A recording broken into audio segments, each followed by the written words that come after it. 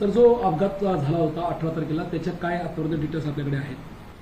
अपघात जो झालेला आहे त्या अपघातामध्ये जे अपघातग्रस्त वाहन आहे त्या वाहनाची वितरण हे बेंगळूरमधल्या डीलरकडनं झालेलं आहे आणि त्यानंतर आरटीओ बेंगळुरू सेंट्रल या कार्यालयातून त्याला तात्पुरता नोंदणी प्रमाणपत्र जारी झालेलं आहे। तात्पुरता नोंदणी प्रमाणपत्राची व्हॅलिडिटी ही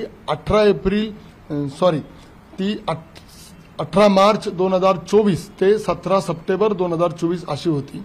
त्यानंतर नोंदणीची प्रक्रिया पूर्ण करण्याची जबाबदारी ही संबंधित वाहन मालकाची आहे।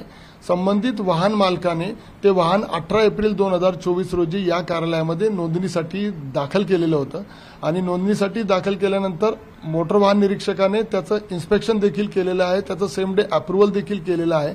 परंतु त्यानंतर लागणारे जे शासकीय शुल्क आहे, फी आहे, त्या फीचा म्हणजे 1758 रुपये त्याची फी होती पेमेंट, ती पेमेंट त्यांनी केलेलं नाही।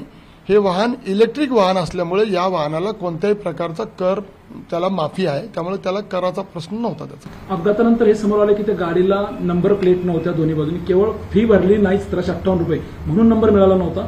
हो बरोबर आहे, कारण इन्स्पेक्शन झाल्यानंतर वाहन प्रणालीवर त्याचा फीचं पेमेंट करायला लागतं। जोपर्यंत फीचं पेमेंट होत नाही तोपर्यंत पुढची विंडो जी आहे ज्यामध्ये नंबर त्याला अलॉट होईल तो ओपन देखील होत नाही। या कार अपघातामध्ये जो मुलगा आहे भविष्यात त्याला लायसन मिळू शकेल किंवा नाही?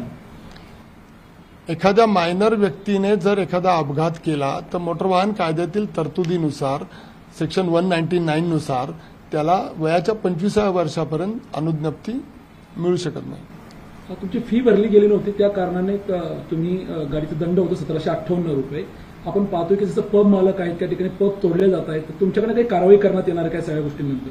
नाही, यामध्ये माझ्या वायव्यक पथकाला मी सूचना दिलेल्या आहेत की रस्त्यावर तपासणी करताना जर कोणतेही वाहन विना नोंदणी रस्त्यावर आढळून आले तर त्याला तात्काळ अटकावून टाकण्याच्या सूचना दिलेल्या आहेत आणि त्यानंतर ज्या वितरकाने ते वाहन वितरित केलं असेल त्या वितरकाच्या ट्रेड सर्टिफिकेट सस्पेन्शनची त्याच्यावर कारवाई केली जाणार आहे।